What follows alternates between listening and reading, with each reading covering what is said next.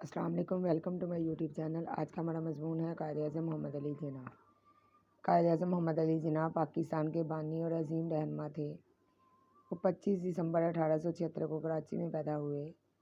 ان کا اصل نام محمد علی جناح تھا۔ ان کے والد ایک کامیاب تاجر تھے۔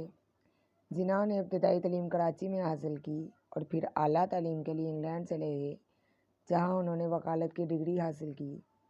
وطن واپسی کے بعد وہ سیاست میں سرگرم ہوئے اور ابتدا میں کانگریس میں شامل ہوئے، لیکن جلد ہی انہیں احساس ہوا کہ مسلمانوں کے حقوق کے تحفظ کے لیے ایک علیحدہ سیاسی جماعت کی ضرورت ہے۔ اس لیے وہ آل انڈیا مسلم لیگ میں شامل ہو گئے اور مسلمانوں کے لیے ایک علیحدہ ملک کے قیام کے لیے جدوجہد شروع کی۔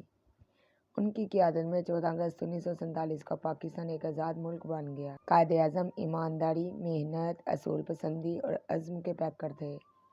انہوں نے ہمیشہ قانون کی بالادستی اور انصاف کو اہمیت دی۔ ان کا مشہور نعرہ تھا ایمان، اتحاد، قربانی۔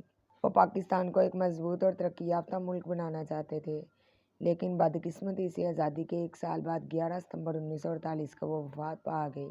ہمیں چاہیے کہ ہم قائد اعظم کے بتائے ہوئے اصولوں پر عمل کریں اور پاکستان کو ایک ترقی یافتہ اور خوشحال ملک بنائیں۔